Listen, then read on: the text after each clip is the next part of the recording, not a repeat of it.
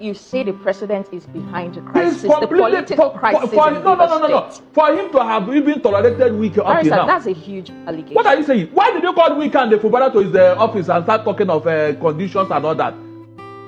This fight for River State, where Sim Fubara they carry Wike they go court. My people, he don't lose the case. Don't be say I be fan of Wike. I just dey talk as Wike be for the position where Wike dey. Where me and you know, where Sim Fubara himself, he know. Waiting now. He no fit win the case. See, Mr. Wike wey be say, tell me the person wey work with Mr. Wike in the past, where this man never betray. Tell me, from Odile to Amechi, one leg for APC, one leg for PDP. See Tinubu, see Wike. So tell me, what are we talking about? He can never win this case, whether you like it or not. So my people, in this life, may we know our limit. It is not about prayer, not be the thing. Sim Fubara, no be say we no love you. Me, I be one of your fan. But truth still remains say, Mr. Wike, the most wicked of them all, he get levels. He get levels. My prayer be say, may Nigeria no happen to you, Sim Fubara. I call me peace, my people. Make una see within the trend. What are you saying? Why did you call Wike and the Fubara to his office and start talking of conditions and all that? When the matter is very clear. You should have Wike. What is your interest in River? Why are you disturbing this governor? What happened? Without his approval, and that he should be given 25% of allocation. Even Wike said that, what is wrong with that? Can you imagine? Is that what other ex-governors are doing in their states? Peter, since he left office, has you seen him close to even Oka? Not to talk of Anambra government house. Why are we tolerating what is complete rubbish in this country? These are what Tinubu should do now. If he's truly a Democrat, shouldn't have allowed the Wike to be behaving like this. Look at how he ran to the person that was jubilating and clapping hand because they said they should stop allocation to his own state. Is that what a normal person should do? Betray your own state. This is what is very, very annoying. I'm telling you, very, very annoying. Because there's no issue. You have finished your time. Go and become an FPT minister now. Why are you interested in what goes on? For what? And Tinubu is tolerating it. That's even my word in here. The crisis in River State may be thawing gradually as Governor Siminalayi Fubara has invited the embattled 27 members of the State House of Assembly for discussion by way of putting the interests of the state first. In a letter by the Secretary to the State Government, Dr. Tammy Danagogo, addressed to the Speaker, Martins Ameule, he stated that the Governor's action was in obedience to the recent Supreme Court judgment on the political crisis in the state. The Supreme Court had last Monday stopped the Central Bank of Nigeria and the Accountant General of the Federation from releasing any funds from the Federation account to River State until an appropriation law was made by the River State Assembly. The Governor is said to have received a certified true copy of the Apex Court judgment, and on Friday, through his SSG, invited the lawmakers to chart a way forward for the state. The letter stated that the invitation was in furtherance of the Governor's promise, noting that he had received the Supreme Court judgment. YCTC is out now, Rufai. Yeah. And Dr. Patti. And of course, right from the very beginning, Governor Fubara had maintained that he was going to respect the rulings of the Supreme Court, which, like I already opined, that the fact that we're celebrating that in itself is worrying. That should be the natural thing that should happen. The court judgment is given, the governor ought to obey. But we know what's happened in recent times. What do you take on this story this morning? I took our time to read Professor Chidi Odenkalu's review of the judgments, and these were his points this morning. You know, he's a legal mind, and he has read through the CTC. He said, ordering the central bank to withhold River State share of the Federation account is best as a rogue order that punishes the people for a dispute between politicians. It violates the maxim that equity regards the beneficiary as a true owner. Their right to share of the Federation is antecedent to and independent and unconnected with the dispute in this case. Being aware, another point, of the ongoing litigation on the legal consequences of the defection of a mildly faction of the House, the Supreme Court short-circuited a contingent appellate process and issued disposition on a dispute that was neither before it nor necessary up for determination of issues that it was called upon to decide. In doing so, the court chose to, with a touch of injudicious shamelessness, accept the invitation to take sides. Another point, the Supreme Court announced a revolutionary jurisprudence in the judicial fly, claiming that where there is a dispute, a defection, the legislature can be the only one. Only the legislature can declare a seat vacant for defection and not the governor of the state. Not even the courts can do so. It takes a heedless audacity for an apex court to castrate the judiciary. That's the apex courts, this is exactly what the courts did. What this court did is in line with, that's what the court did. The line is, that's exactly what the court did with this line in italics. When the Supreme Court laid out the contrary principle in 2015, it was by a panel of 7 justices. So I think this really aggregates the concerns a lot of people have had about this judgment. With this letter, some clarity I would just want to seek. Is it that the case at the Federal High Court for the determination of what will constitute defection will be pushed down? Is it that the lawmakers, all of a sudden, that at first threatened impeachment, will shake their sword? Will Fubara be able to buy them to his side? Do you think these lawmakers, all of a sudden, will stop being loyal to Governor Wike that had gone with them on this journey and all of a sudden be loyal to Fubara in the interest of Rivers people? The Yorubas will say, Agbedo. I doubt that will happen.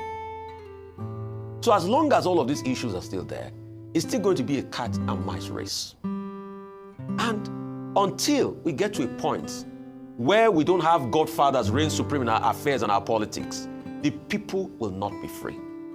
Because it's also, and the case will constantly be about the godfathers and their godsons at the expense of the people, no matter what we say. I rest my case on all these points. Thank you very much. Okay, very quickly. Yeah, I appreciate the comments that you quoted coming from a legal mind. Now, in faculties of law, they teach you legal reasoning. They teach you legal methods.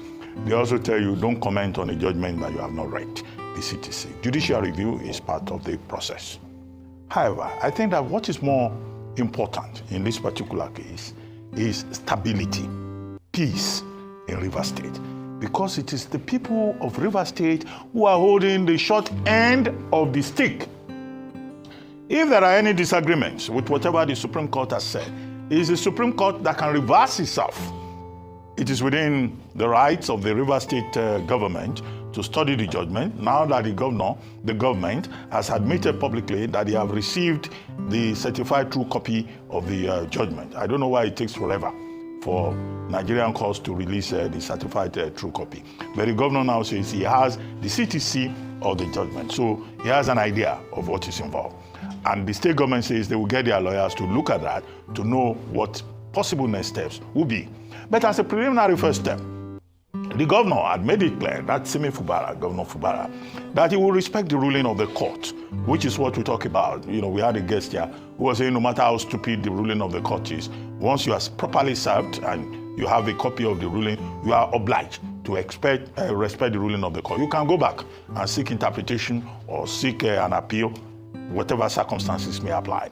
In keeping with that, Governor Fubara has gone ahead to suspend the October 5, 2024 pro-Fubara chairmen that were elected and ask them to hand over to the heads of administration in the, I think, 23 local government areas. Number two, he has also now reached out to members of the House of Assembly to say where the Martin Amewule 27-member pro-Wike group that he would like to meet with them 10 a.m. this morning. That's what the story says. Number three, he has also said, look, all of this should be in the interest of the state. However, I've read a report in which the lawmakers are saying that the governor has no right to summon them, that they gave him 48 hours ultimatum within which he should represent the budget of the House of the State of Rivers. The same budget that he had presented previously to Honorable Okojumbo, a four-man assembly, the 2024 budget and 2025 budget. Now that 48 hours ultimatum expired. Now some members of the House of Assembly in Rivers are saying that the only business that they have this morning is not for them to be summoned by the governor. It is for the chairman of the Rivers State Independent Electoral Commission, RCEC, to come before them and come and discuss with them when the next local government elections would be held. Three, some sources from the Rivers State House of Assembly are saying that they consider it infra dignitatem, that the governor will want to invite them, and it will be Dr. Tami Danagogo, the secretary to the state government, that will be the one signing a letter to them. That even the governor has no respect for them, he should have been the one to invite them. However, in all of this, what it shows is that there's still a lot of unease in Rivers State. Our own intervention is to appeal to the various gladiators that, well, the governor seems to be eating the humble pie and is reaching out to the other gladiators in the fight and he said, well, the court has ruled. Can we meet, discuss, and move forward in the interest of the state?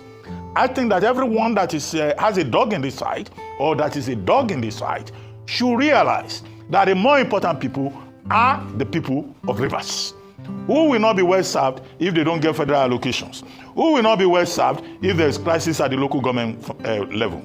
Finally, is the issue about the Ijaw National Congress and the IYC. There's also, that's the Ijaw Youth Council. There's an issue there.